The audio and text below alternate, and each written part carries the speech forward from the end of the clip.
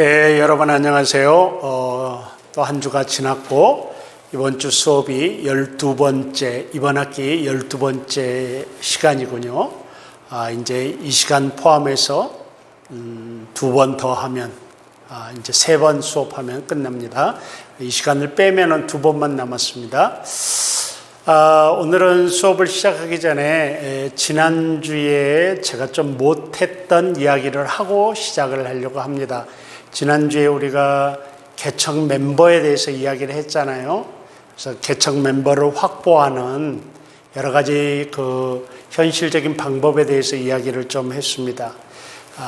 요약하면은 좀 재밌게 제가 표현을 했던데, 현장에서 출산을 하든지 아니면 입양을 하든지 아니면 납치, 키드냅을 하든지 그 방법이라고 제가 좀 이렇게 비유적으로 여러분들에게 말씀을 드렸습니다.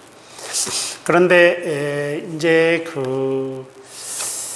제가 드리고 싶은 말씀이, 여러분들이 장차 담임 목사가 됐을 때, 그러니까 여러분이 교회의 마지막 책임자, 한 교회를 책임지고 있는 목회자가 되었을 때 제가 부탁드리고 싶은 게 좀 있습니다.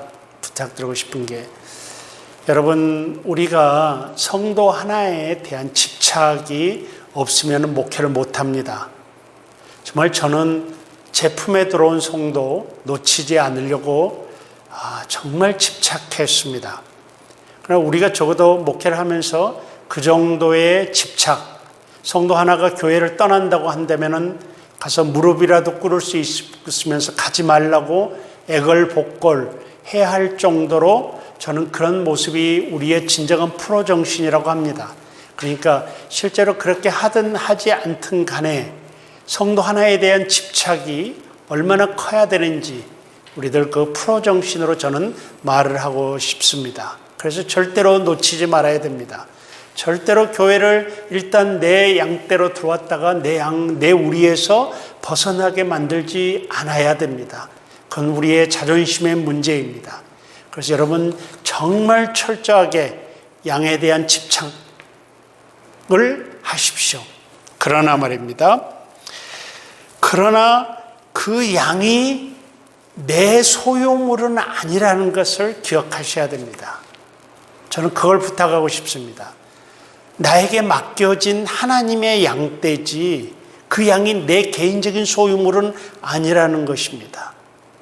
그러니까 좀 더 확장하게 되면 하나님이 나에게 주신 교회, 하나님이 내게 주신 양떼, 하나님이 내게 주신 많은 자원들, 하나님이 내게 허락하신 재력, 교회 사이즈, 이 모든 것들 말입니다.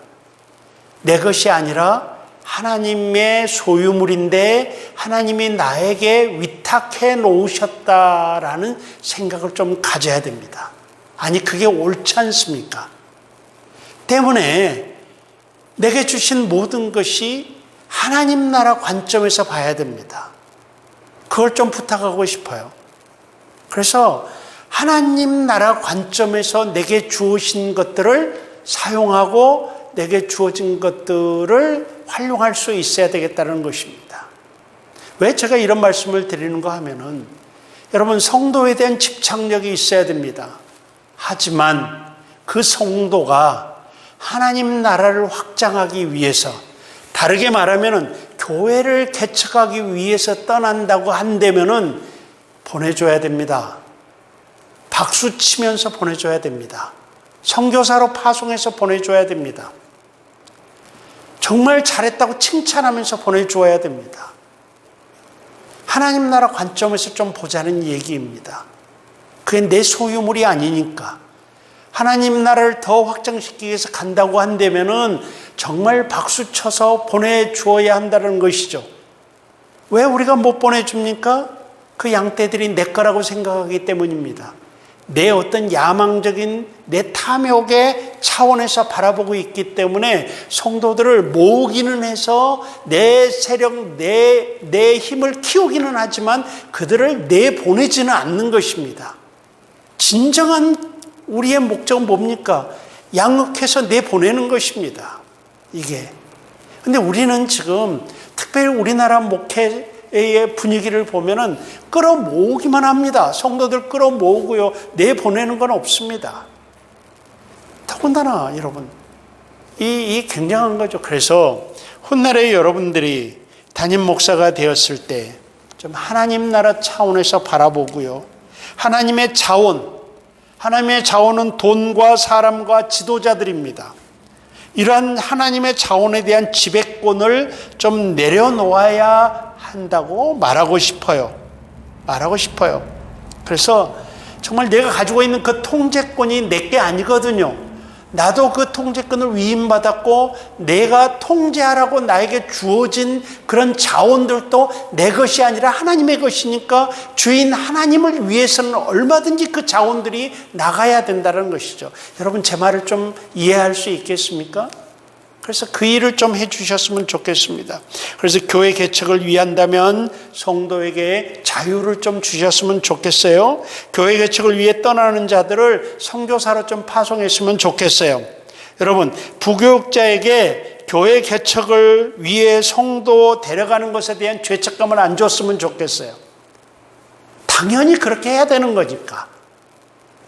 여러분, 그래서 좀 여러분이 담임 목사가 됐을 때는 부교육자에게 자유를 줘서 마음껏 데리고 나가서 또 하나의 교회를 세울 수 있는 그런 아량, 그런 그 어떤 인간적인 표현으로 하면 배보, 이런 것들을 좀 주었으면 좋겠다는 것입니다. 왜냐하면요, 하나님의 교회는 계속 세워져야만 했기 때문입니다. 계속 정말 꼭 그랬으면 좋겠습니다. 내 것이 아니니까. 물론 이런 것들을 가지고 지금 여러분들의 담임 목사나 여러분 선배들을 이거 가지고 비판해서는 안 될 것입니다. 다시 말하지만 분명히 옳지 않은 신학적 구조인데 우리 선배들은 이미 제 세대만 해도 신학적 프레임이 다 굳어져 있습니다. 여러분 이 신학적 프레임은요 깨지기 어렵습니다. 그러니까 그냥 그 프레임 안에서 지금까지 해왔으니까 가도록 놔두십시다. 하지만 여러분들, 물론 여러분들도 훗날에 여러분의 신학적 프레임 때문에 여러분의 후배들에게 비판받을 것입니다. 그때 여러분들 그 프레임이 너무 딱딱하기 때문에 후배들이 철없게 보여요. 말하는 게 철없다고 말하게 돼요. 이게 뭐 인류의 역사의 흐름이니까. 다만 여러분들도 나중에 한계성이 있겠지만 여러분의 신학적 프레임에 갇힐 것이 분명하지만 그러나 제가 여러분들 한 가지 그 프레임 안에다 포함시킬 게 뭔가 하면은 내가 목회하라고 주어진 자원이 내 것이 아니다. 하나님의 것이다. 그래서 하나님의 일을 위해서는 얼마든지 또 내보낼 수 있고 양보해야 되고 놓아야 되고 이 권리를 누리지 않아야 된다. 이런 것들을 좀 여러분들이 잘 좀 기억했으면 좋겠다라는 생각이 듭니다. 여러분 오늘날에 우리 많은 교회의 문제점이 있지만 그 중에 하나가 뭐겠습니까? 목사들의 소유욕입니다. 소유욕. 그러니까 목회를 잘하다가도 은퇴할 때 그 소유욕 때문에 불미스럽게 끝나게 되고요. 대가를 바라게 되고요. 목사의 그 욕심과 소유욕입니다. 특별히 교회를 개척하는 건 좋고 교회가 개척해서 성장하는 것도 좋은데 나이가 들면서 은퇴하면서 그 교회를 내가 만들었다라는 그런 보상심리, 내 젊음을 투자했고 내가 정열을 바쳐서 이 정도로 만들었으니 내 대가를 줘야 될 거 아니냐. 이게 지금 얼마나 큰 우리 교계의 사회적 문제입니까? 은퇴하는 목사님들이 은혜롭게 은퇴하는 케이스가 별로 없습니다. 전부 다 나중에는 이 돈 문제, 은퇴비, 보상 이런 것들로 시끄러워지고요. 더 나가서 자기 자녀 앉히려고 그러고요. 아니면 자기가 영향력을 행사할 수 있는 어떤 사람을 데려다가 담임 목사로 세우려고 그래요. 이게 다 뭐겠습니까? 사실은 이게 다 개인의 소유욕 때문에 그런 거 아니겠습니까? 여러분 대단히 레디칼한 말을 한마디 제가 할까요? 목회를 하다가 내가 은퇴할 때 내가 세워놓은 가시적인 교회를 흩어버리는 것은 어떻습니까? 여러분 어떻게 생각하십니까? 지상교회 가시적인 한 교회, 하나님의 나라가 무너지는 건 아닙니다. 가시적인 교회, 내가 개척해서 또는 내가 어떤 식으로 오랫동안 목회하다가 내가 은퇴할 때, 내가 목회를 그만둬야 될 때 그 성도들을 흩트는 건 어떻게 생각하십니까? 굉장히 레디컬한 생각인데요. 근데 굉장히 레디컬하지만 한번 생각해 볼 수 있는 문제입니다. 한 지상교회가 지상교회, 하나의 가시적인 지상교회가 영원히 존재할 수도 없고 존재해야 되는 법도 없거든요. 그럼 성도들을 흩으면은 하나님의 나라가 없어집니까? 그들이 다 흩어지니까 그들은 흩어져서 새로운 교회로 또 뭉칠 수 있습니다. 그렇게 된다고 한다면요, 교회 건물 지으려고 그렇게 애쓰지 않습니다. 내가 은퇴할 때 흩을 거면은 재산 축적하려고 애쓰지 않습니다. 내가 은퇴할 때 흩으려면은 내가 욕심부릴 이유가 없습니다. 예. 한번 여러분들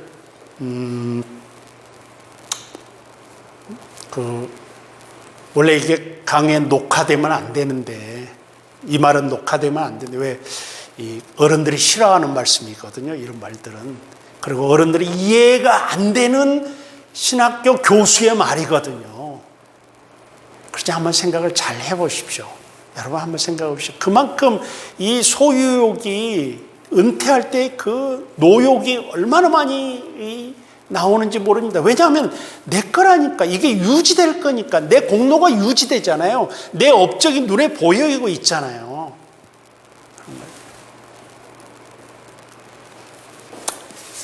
예.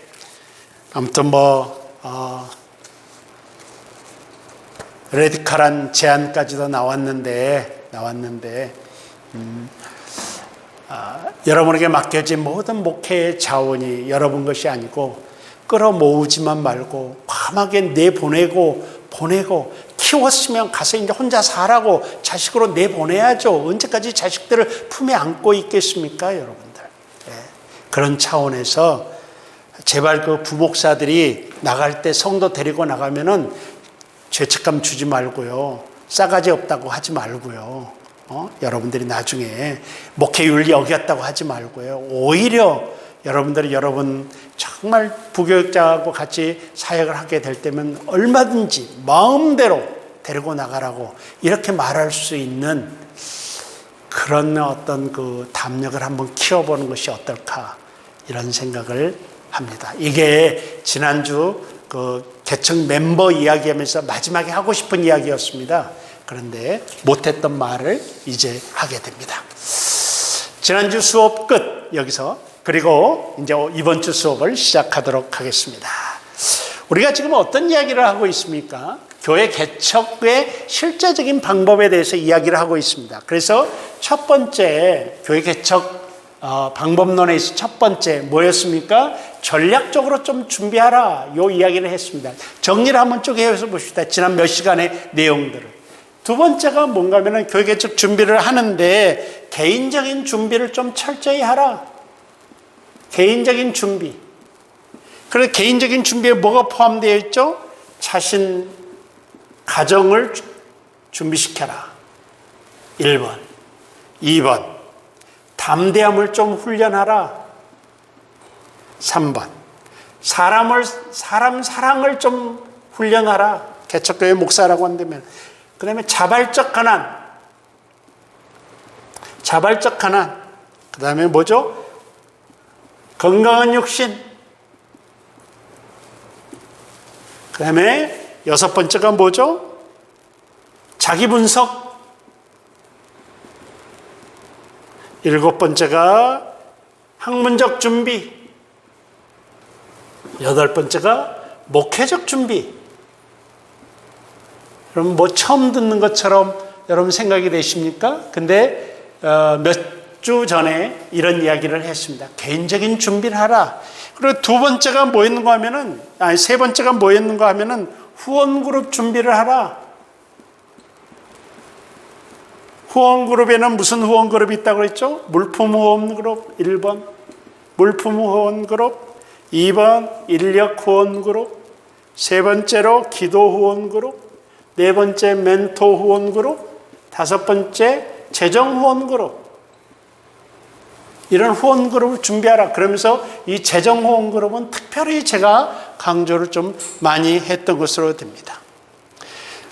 재정 후원그룹에는 본인 후원이 있고, 그 다음에 개인 후원이 있고, 기관 후원이 있고, 교회 자립 후원이 있다. 뭐 이런 이야기를 했습니다. 그리고 네 번째가, 교회 개척 준비 네 번째가 뭔가 하면은 개척 멤버입니다. 지난주에 했던 것입니다. 개척 멤버입니다. 개척 멤버 준비를 하라. 그 다음에 다섯 번째가 이제 뭔가 하면은 오늘 다루게 될 지역, 교회 개척 지역을 어떻게 정할 것이냐, 교회 개척 지역을 어떻게 정할 것이냐, 이거고요. 여섯 번째가 뭔가 하면은 장소. 여러분, 한 지역에서 특별히 예배 장소나 모임 장소를 정해야 될 거 아니겠습니까? 그러면 장소에 대해서 이야기를 합니다. 그러니까 이 여섯 가지, 여기까지 이야기하면은 사실은 교회 개척을 위한 실제적인 준비라고 할 수 있습니다. 이 정도까지 하면 실제적인 준비가 됩니다. 그 다음에 이제 일곱 번째 가정, 뭐 여덟 번째 교회 이름, 뭐 아홉 번째 이제 부수적인 것들이, 실제적인 것들이 나오는데, 실제적인 이 장소까지만, 이 1번부터 6번까지 하면은 기본적인 교회 개척 준비는 됐다라고 이렇게 말할 수 있을 것입니다. 말할 수 있어요. 그래서 오늘은 요 지역하고 장소를 이야기할 건데, 지역을 하면서 장소까지 들어가는데 장소를 끝낼 수 있을지는 모르겠습니다. 그럼 또 다음 주로 미루죠. 그리고 오늘은 교회 개척 준비 다섯 번째로 지역을 어떻게 우리가 정하겠느냐, 요 이야기를 하려고 지금 마음 먹고 오늘 제가 강의를 하려고 합니다. 그럼 이거 좀 지우겠습니다.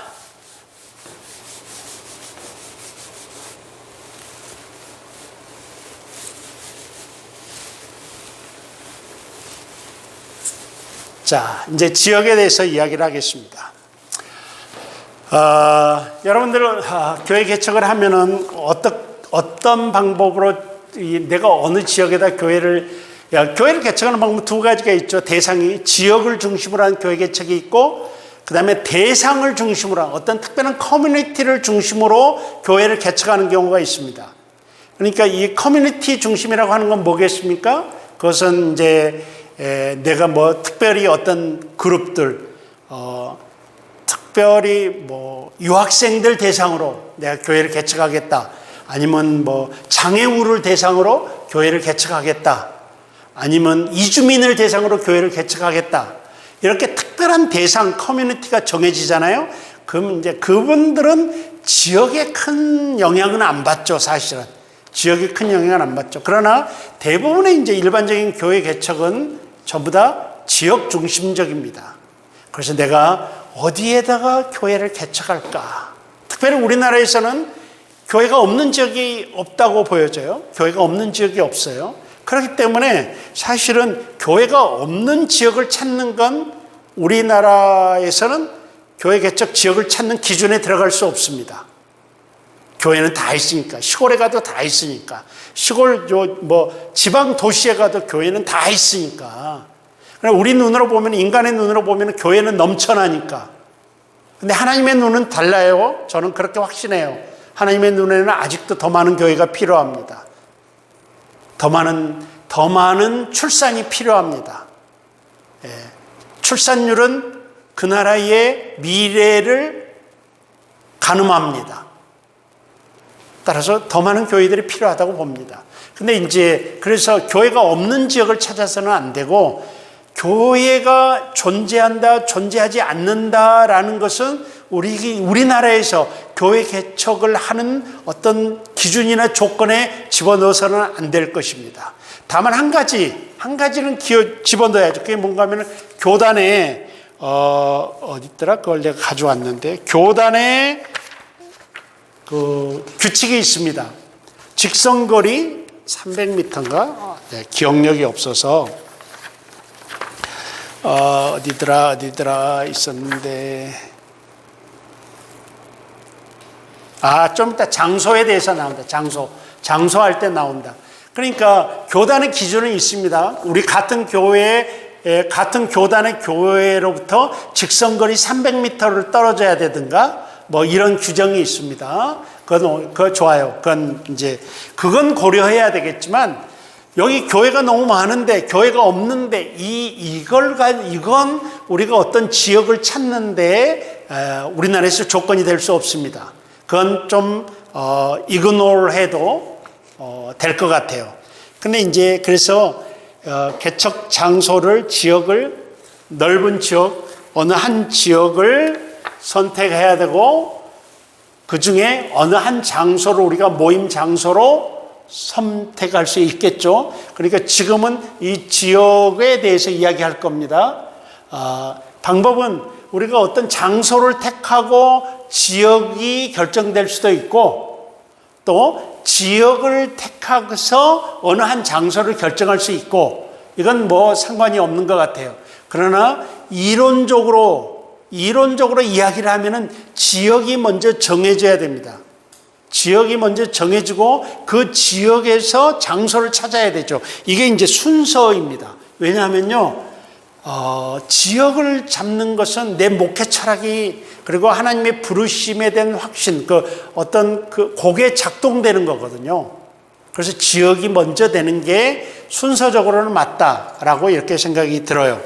자, 그러면은 개척, 지역, 선정 기준 뭐겠습니까? 첫 번째가 어떤 근거에 의해서 지역을 선택하겠느냐 하면은 첫 번째가 이제 지역 갑니다. 1. 성령의 인도하심. 이게 가장 크겠죠. 여러분, 성령의 인도하심. 그래서 특별한 이제 인도하심을 따라서 어느 지역을 정하게 되는 건데, 글쎄요, 하나님이 성령께서 그 신령한 모습이 딱 되어가지고 나타나셔서, 양 목사야 따라와라. 그러면 예, 따라가가지고, 야, 여기가 네가 목회할 지역이야. 여기다 교회 개척해. 예, 이러면 얼마나 좋겠습니까? 얼마나 좋겠습니까? 한번 제가 농담처럼 이야기한 적이 있는데, 순복음 교회 쪽 하나님은 그렇게도 하는 모양이에요. 근데 우리 합동 측의 하나님은 그렇게 잘 안 하시는 것 같아요. 네. 농담입니다, 여러분, 농담입니다. 그만큼 이 성령의 인도하심에 대한 어떤 확증을 갖기가 참 어렵고 정말 싸움이라는 것입니다. 근데 어떤 분들은 이런 분들도 있죠. 버스 타고 지나가다가 어느 건물을 봤는데 어젯밤에 꿈속에서 본 거야. 여러분, 근데 이제 교회를 개척하려고 보면요, 교통사고 많이 낼 뻔합니다. 교회를 개척하려고 하면은. 왜?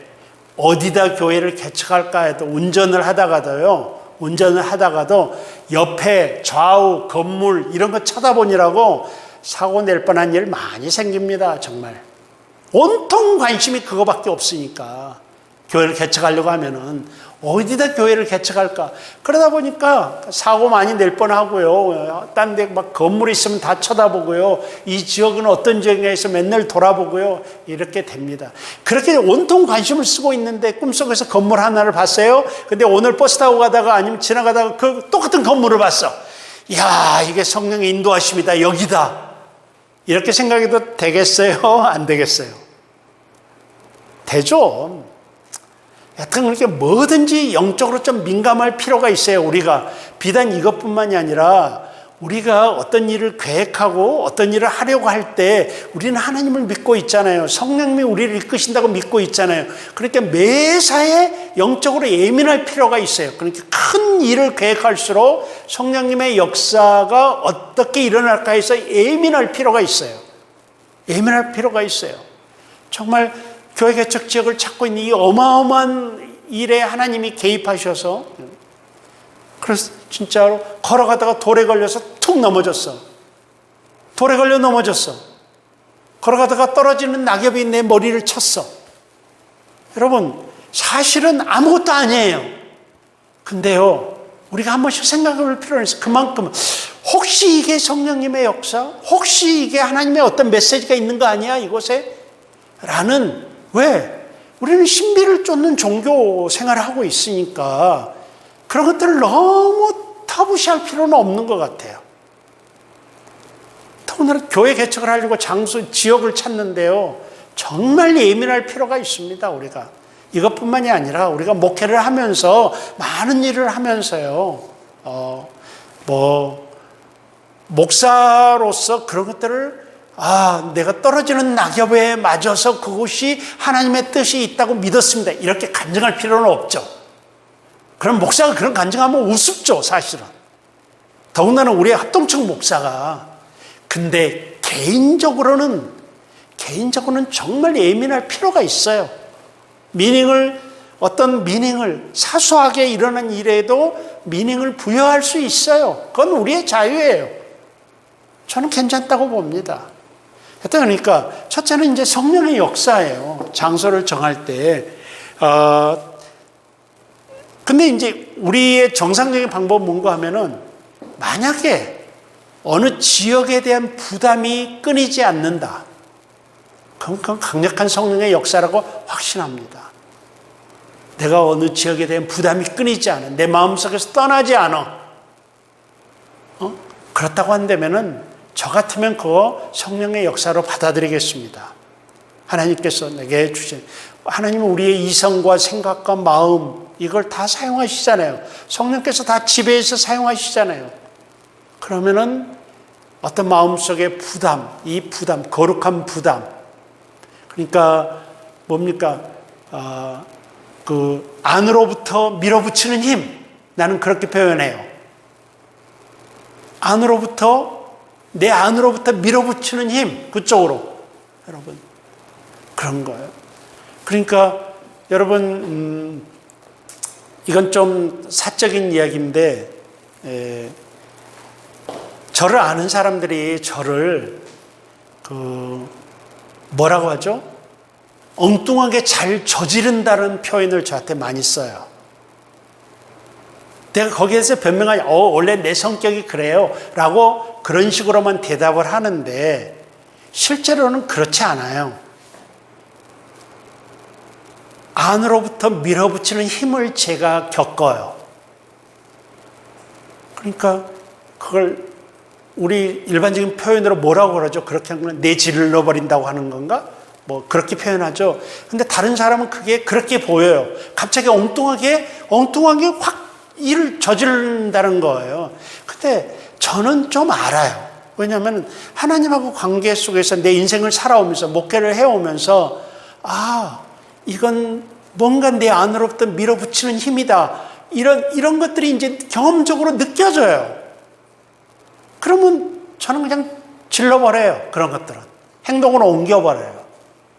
이게 이제 제 어떤 스타일인데 저는 나름 내 노하우로, 내 경험으로, 이건 성령님의 역사다, 아니다, 이런 것들을 조금씩 판단하려고 하는 것이죠. 여러분 모두 다 마찬가지일 겁니다. 여러분 이제 인생이 쌓여가고 하나님과 관계 속에서 이거 하나님의 음성이네, 아니네 하는 그런 느낌들이 이제 여러분만의 방법이 생길 거예요. 목회를 하면서 그런 게 안 생기면 문제죠, 사실은. 문제죠. 그래서 성령의 인도하심을 따라가는 거예요. 저는 이제 그래서 안으로부터 밀어붙이는 힘, 또 그래서 마음속의 부담 이런 것들을 좀 중시 여기는 편입니다. 여러분에게도 교회를 개척하거나 어떤 큰 하나님의 일을 할 때 마음속에 이 지속적인 부담이 계속된다. 그러면 그거 성령께서 여러분을 밀어붙이고 있다라고 그렇게 생각하셔도 이제 제 경우에는 그렇게 생각하셔도 된다라고 말하고 싶습니다. 실제로 이제 성령의 인도하심을 받았던 게 사도행전 16장 10절에 성령께서 바울을 마게도니아로 인도한 사건을 우리가 기억할 필요가 있죠. 꿈은 있습니다. 그래서 사실은 뭡니까? 바울은 소아시아 지역에서, 지금의 터키죠. 소아시아 지역에서 가운데 딱 서가지고 북쪽을 딱 바라보고 있죠. 그래가지고 북쪽에서, 그러니까 이게 이제 소아시아면은 여기 딱 섰습니다. 바울의 생각은 이쪽으로 가려고 그랬어요. 이쪽은 뭐예요? 동양이에요, 동양. 히말리아 산이고요, 인도고요. 이쪽은 어디예요? 유럽이에요. 여기가 에게의 바다고요. 근데 이쪽으로 가려고 했죠. 그런데 이제 성령께서 나타나셔서 사도행전 16장 10절을 보면 아니다, 이쪽으로 가라. 그래서 유럽의 마게도니아로 가게 된 거죠. 성령께서 틀은 거죠. 여러분, 이 간단한 사건이 세계 역사를 바꿨다라고 저는 생각을 하는데, 여러분은 어떻게 생각하는지 모르겠습니다. 세계 역사가 유럽 백인들 중심의 역사로 흘러갔잖아요. 사실은 요 터닝 포인트 하나 때문이죠. 만약에 이쪽으로 허락됐다고 했으면은 아시아가 지금의 유럽의 위상이었을 것입니다. 이게 여러분 인정 안 하십니까? 인정하셔야 될 거예요. 사실은 기독교 때문인데, 이게 유럽이 세계의 역사를 지배할 수 있었던 게 뭡니까? 사실은 기독교 때문인데, 그래서 이 터닝 포인트가 성령께서, 그러니까 사도행전 16장 10절 그 순간이 인류 역사에 대한 하나님의 애정을 볼 수 있었던 것이죠. 근데 사실 이제 우리가 어떤 선교 전략적으로 생각해 본다고 한다면은 하나님이 이쪽으로 트는 게 맞아요. 왜냐하면요, 이쪽으로 가는 것은 첫째 히말리아 산맥을 넘어야 돼. 그리고 사실은 아시아 쪽에는 거대 종교가 이미 자리 잡고 있었어요. 물론 하나님의 능력이면 다 정복할 수도 있겠지만, 그냥 우리가 히스토리컬리, 그냥 우리 이성적으로 생각해 보면은 이쪽은 이미 종교가 자리 잡고 있었어요. 불교, 그 다음에 힌두교, 이런 종교들이 자리 잡고 있었어요. 그래서 만약에 바울이 이쪽으로 향했어도 얼마만큼 열매를 맺을 수 있었을까 하는 그런 어떤 전략적인 차원은 있어요. 그래서 하나님께서는 이쪽으로 틀게 하셨죠. 유럽 쪽으로. 사실 이쪽은 그때 뭐였어요? 야만족이라고 했지 않습니까? 백인들이 이때 여기는 야만족이었거든요. 유럽 사람들은. 근데 그들이 이제 훗날에 백인들이 세계를 지배하는 그런 역사를 가져온 건데, 성령의 역사가 여기서 있게 된 거죠. 이건 사실 관계없는 이야기인데 내가 왜 하고 있는지 모르겠습니다. 그래서 어쩔 때는 좀 약올라요. 요 모습이. 성경을 이렇게 보면 좀 재밌죠, 여러분들. 그렇게 되고요. 그래서 이제 성령께서 사도 바울을 그쪽으로 인도하셨죠. 여러분, 제가 성령의 인도하심을 받는 방법 하나를 소개해 드리겠습니다.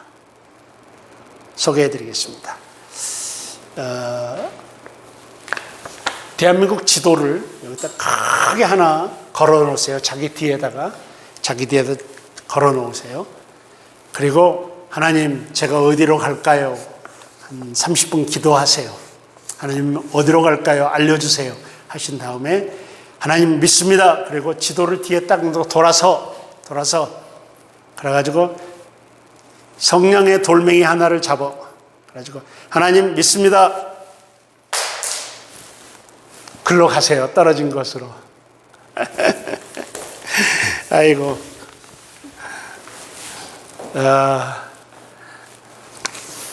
진짜로 그럴라. 사실은 리그 워렌이 이런 성령의 돌멩이를 사용한 건 아닌데 미국의 큰 지도를 펴놓고 진짜 리그 워렌이 기도한 거예요. 하나님 어디 가서 개척을 할까요? 그렇게 해가지고 딱 찍은 곳이 어딘가 하면은 캘리포니아의 새들백 카운티예요. 새들백 카운티. 미국에는 그 카운티라는 행정구역이 있거든요. 그러니까 미국의 뭐 제일 작은 게 빌리지고요. 그 다음에 빌리지 다음에는 시디고요. 뭐 CD 다음에는 이제는 이런 것도 잘 기억이 안 나네. CD 다음에는 뭐 타운십인가? 그리고 그거 다음에 카운티고요. 그다음에 카운티 위에 스테이트고요. 이런 행정 단위가 있어요. 쭉 이런 것들이. 근데 카운티를 잡은 거죠. 새들백 카운티를. 그래서 그 교회 이름을 새들백 처치라고 이렇게 지은 것입니다. 이게 그래요. 여러분 뭐 성령께서 기도하시면서 인도하심을 받는 게 좋죠. 여러분의 믿음을 좀 활용하셨으면 좋겠어요. 지역 선정이나 예배 장소에 있어서 확신이 필요합니다. 그리고 그 지역에 하나님이 나를 그 지역에 인도하셔서 구원시킬 사람이 내가 교회를 개척하는 지역 근처에 포진되어 있다고 보아야 됩니다. 이건 내가 설명했는지 모르겠습니다. 여러분, 우리 개혁주의 신학의 강점이 뭡니까? 애정론입니다. 애정론은 있잖아요. 인간의 책임을 무시하는 게 아니라 굉장한 책임을 묻는 그런 거거든요. 여러분, 우리가 어느 지역에 갔습니다. 어느 지역에 갔어요. 그래서 교회를 개척했어요. 이 지역에다가. 우리는 하나님의 주권을 믿잖아요. 하나님의 섭리 때문에 내가 이 지역에 간 거예요. 어찌되었든 간에 내가 돈이 없어서 여기를 택했든 어쩔 수 없이 여기를 택했든 내가 선택한 것 같지만 그러나 그 위에는 누가 있어요? 하나님의 섭리가 있는 거예요. 이게 우리가 믿는 개혁주의 신앙이에요. 하나님의 주권과 섭리. 그러면 하나님이 나를 이곳으로 왜 보내셨겠습니까? 아무 이유 없이 보냈겠습니까? No. 그렇지 않아요. 하나님이 나를 이곳에 보낸 것은 나를 부르시고 나를 목사로 만들어서 나를 이곳에 보낸 것은 하나님이 아무런 목적이 없이 그랬겠습니까? 전혀 그렇지 않습니다. 만약에 우연히 내가 여기 갔다고 한다면 우리는 개혁주의 신앙을 따르는 자들이 아닙니다. 절대 우연이 아닙니다. 하나님이 이곳에 나를 보낸 것은 목적이 있습니다. 어떤 목적이 있습니까? 하나님의 유일한 목적, 우리를 부르신 목적, 영혼 구원이에요. 그러면 나를 여기다 보냈다고 하는 것은 나를 통해서 구원시키기로 예정된 사람들이 이 주변에 포진되어 있다고 보아야 됩니다. 이것이 개혁주의 애종론이며 개혁주의 애종론에 근거한 전도학입니다. 개혁주의 전도학입니다. 그럼 이 근처에 포진되어 있다고 믿는 거예요. 물론 우리는 누군지 모르죠. 그러니까 우리 개혁주의는 더 열심히 전도할 수밖에 없습니다. 왜냐하면 내가 누군지 모르니까 나를 통해서 구원시킬 사람 그것까지도 하나님이 알려주셨다면 너무 좋겠는데 그건 알려주시지 않았어요. 다만 나를 이곳에 보낸 것은 주변에 나의 목회를 통해서 구원시킬 사람을 포진시켜 놓았다는 거예요. 그럼 그 사람들을 찾기 위해서 돌아다닐 수밖에 없죠. 사람 만날 수밖에 없는 것이죠. 이것이 교리의 생활화야. 우리가 갖고 있는 교리를 머릿속의 것이 아니잖아요. 교리는 우리 삶으로 이어져야 되는데 이렇게 보는 것이 우리 교리를 믿고 있는 사람들이거든요. 근데 많은 사람들이 교회 개척에서 어떻게 생각해요? 여기저기 아는 사람 끌어들일 생각만 하는 거예요.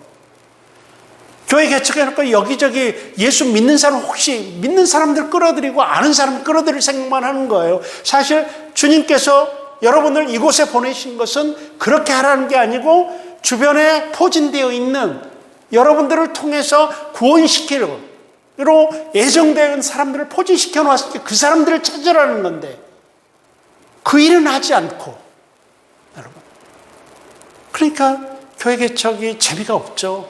그렇게 생각하면 절망스러운 환경이 많이 보이게 되는 것이죠. 이게 이제 그래요. 그래서 이런 믿음, 교리적 확신을 좀 활용하셔야 될 것 같아요. 성령의 인도하심은 헛된 것이 아니고 우연이 아니고 이렇다는 것을 말씀드리고 싶습니다. 그래서 가장 먼저 생각해야 될 게 성령의 인도하심을 받는 그런 것입니다. 사실은 어떤 방법으로 어디로 갔든지 간에 성령께서 개입하신 건 분명합니다. 그래서 이걸 기본으로 좀 생각하시라는 것입니다. 그렇다고 성령께서 인도하시기를 바라고 가만히 있어요? 아니에요. 그건 우리 또 개혁주의 목회자의 자세가 아니에요. 인간의 책임도 100%입니다. 인간의 책임도 100%예요. 그래서 찾아다녀야죠. 발품을 팔아야죠. 지역을 선정하기 위해서. 이게 그렇습니다. 두 번째가 뭔가 하면 목회 철학을 활용하는 것입니다. 내가 가지고 있는 목회 철학, 이걸 구현하기 위한 지역이 어떤 지역인가를 찾아야 돼요. 목회 철학과 목회 현장은 서로 긴밀한 관련이 있습니다. 어떤 대상을 중심으로 어떤 목적을 갖고 나갈 것인지에 대한 확실한 구상과 고민이 없다면 개척의 과정이 순탄치 못할 수 있습니다. 그러니까 왜 지금 여기여야만 하는지에 대한 어떤 신적인 확신이 있어야 합니다. 그래서 그런 목회 철학을 구현시킬 수 있는 자기 목회 철학이 되게 중요합니다. 사실은 어떤 사람은 목회 철학은 어디로 가서 교회를 개척할까라고 했을 때 교회를 개척하기 위한 조건의 목회 철학 뭐 있는지 아세요? 어떤 사람은 어머니가 반대하는 곳으로 가고 아내가 반대하는 곳으로 간다. 그러니까 제일 열악한, 이제 어머니는 자기 아들이 좀 편한 지역이면 좋겠죠. 아내도 좀 편한 지역이면 좋겠죠. 근데 그들이 반대하는 지역이 하나님이 내가 가라는 곳이다. 이렇게 오히려 생각하는, 좀 괜찮은 것 같아요. 괜찮은 것 같아요. 어머니와 아내가 반대하는 쪽으로 간다. 그런 말도 있습니다. 세 번째, 현실성. 준비된 물적, 인적, 그 다음에 물적 자원, 인적 자원, 목회적 자원을 고려하는 것입니다. 현실성에는. 그래서 준비된 목회적 자원이 얼마나 있느냐. 그러니까 목회 방향과 목회 대상, 목회 규모를 고려하고요. 준비된 인적 자원도 입니다. 그래서 개척 멤버들이 집중된 지역, 함께할 사람이 있는 곳을 택하는 거고, 또 친숙한 지역도 좋아요. 자기가 친숙한 지역. 골목골목까지 다 알고 있는 그런 친숙한 지역도 준비된 인적 자원에 들어가고요. 또 준비된 물적 자원, 현실적으로 저는 공간으로부터 시작되는 건 아닌데, 그런 것을 강조하는 것은 아닌데, 현실적으로 대한민국 교회 개척이 공간을 얻는 그런 비용을 필요로 하지 않습니까? 그렇기 때문에 참 내가 얼마 정도의 재정 능력이 있어서 어떻게 할 수 있는지. 그러다 보니까요, 낙후된 지역에는 교회들이 많고요. 왜냐하면 임대료가 싸기 때문입니다. 또 임대료가 싼 곳은 교회가 많고, 임대료가 비싼 곳은 교회를 임대로 주지 않습니다. 왜냐하면 교회를 끼면은 분양이 안 된다고 하기 때문이에요. 교회의 위상을 볼 수 있는 대목이죠. 신도시 지역은 자본이 충분하거나 분립개척한 경우나 브랜드화된 교회만이 자리 잡는 경향이 있습니다. 왜 그러겠습니까? 자본 때문에 그렇게 되는 것이죠. 참 요즘에 교회 임대 안 준다고 그래요. 교회 하겠다고 그러면 임대를 건물주들이 안 준다고는 그런 보고를 자주 듣습니다. 저도 임대료를 한 20% 올린대요. 그렇게 한다는 그런 이야기도 들었습니다. 준비된 물적 자원도 고려를 하셔야 되겠죠. 어떤 교회는 땅을 사서 아예 가건물을 짓고 시작하는 그런 방법들을 좀 다양하게 이 준비된 물적 자원에 있어서는 생각을 해볼 수 있고요. 한 5년 전 여러분들의 선배는 세상 말로 하면 장가를 잘 갔어요. 장인이 빌딩을 갖고 있어. 그래서 그 장인 빌딩에서 교회를 개척하고 장인 장모가 11조를 해서 사위와 사위 목사와 딸 사모를 이렇게 생존할 수 있게 해주고 우리 남성 여러분 그런 케이스면은 좋겠습니까?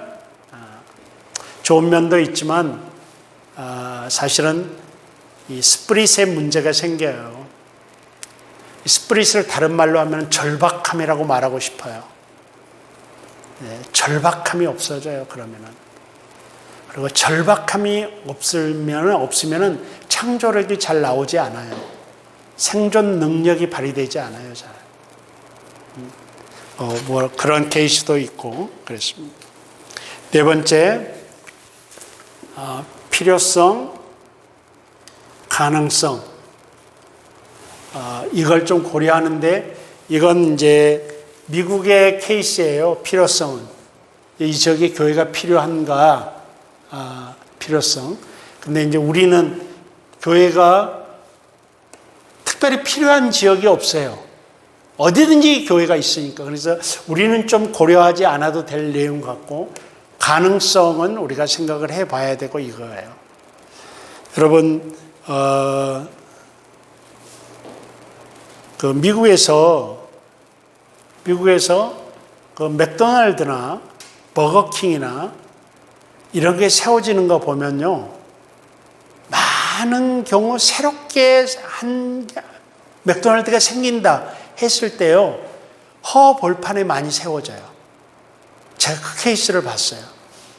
그냥 길은 뻥 뚫렸는데 주변에 아무도 민가가 없어요. 주택이 없는데 거기 이제 옆에 맥도날드 하나가 생겨요. 이제 그러면 차 타고 다니다가 이제 그 맥도날드 가서 그러죠. 먹고 그러죠. 근데요, 한 5년 지나면요, 주택이 다 들어와요. 맥도날드. 그래서 우리들이 생각할 때 이 지역의 개발 가능성 뭐 이런 것들은 이런 유명한 프랜차이저들이 자리 잡는 거 보면 알 수가 있어요. 그러면은 적어도 5, 6년 후에 10년 안에 그 지역이 매우 번성해지는 거예요. 그러니까 그들은 필요성과 가능성을 미리 다 계산해서 거기다 자리를 딱 잡는 거예요. 여러분, 제가 용인의 역북동 살거든요.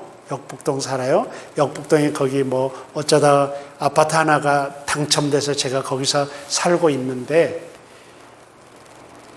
그 전에 그 아파트 거대한 군락이 지금 다 들어 꽉 차고 있는데요. 그 전에 명지대, 그 골목인데 명지대 앞에 이마트가 있어요. 근데 보면요, 그때 허벌판이었어요, 거기가. 나도 거기 종종 다니면서 손님도 별로 없었어요. 이마트가 여기 있을 자리가 아닌데, 주택가도 없고 사람들도 많이 없고 차라리 용인 저쪽 시내 쪽에 있어야 되는데 왜 여기 있지? 이렇게 생각을 했어요. 와, 여러분 지금 어떤지 아세요? 아세요? 그 지역 아세요? 어마어마해져 버렸어요. 그러니까 그런 어떤 그 유명 기업들, 이런 백화점들은 다 이 필요성과 가능성을 재고 들어와요. 그러니까 달리 말하면은 여러분, 허허벌판이고 개발이 안 된 지역에 유명 프랜차이즈가 들어오면은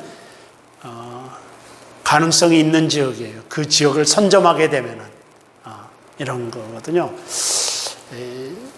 교회 개척 시간에 할 이야기인지 모르겠어요, 지금. 그런데 한번 생각해 보시라고, 그런 것들. 자, 이 네 가지를 해야겠습니다. 우리가 교회 지역을 선정할 때 그것이 뭔가 하면은 성령의 인도하심, 목회 철학, 현실성, 필요성, 가능성, 이 정도는 고려해야 되지 않느냐. 그렇지만 이 모든 것을 덮는 게 성령의 인도하심이죠. 이 성령의 인도하심은 엄블레러 안에 사실은 이 모든 것들이 작동하게 되죠. 그래서 여러분, 내가 어느 지역을 선택했다는 것을 우연으로 여기시면, 내가 보면 어쩔 수 없이 내가 그 지역을 선택할 수밖에 없었어. 근데 그 어쩔 수 없는 게, 우리 신학은 뭐예요? 성령께서 우리를 인도하셨으니까 무의미하게 생각하면 안 된다라는 거예요.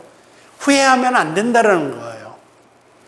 그 지역이 나에게 딱 맞는 지역이라는 가져야 된다는 얘기예요.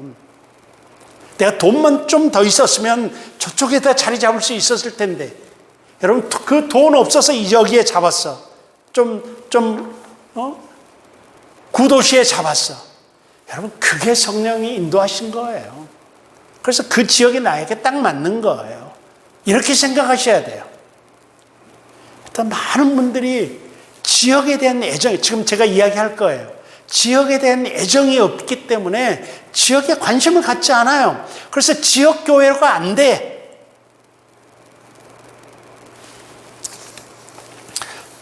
자, 이것이 교회 개척 선정 기준이라고 할 수 있습니다. 선정 기준. 그다음에 두 번째로 우리 잠깐 쉬고 두 번째 시간을 시작하도록 하겠습니다. 잠시 후에 뵙시다.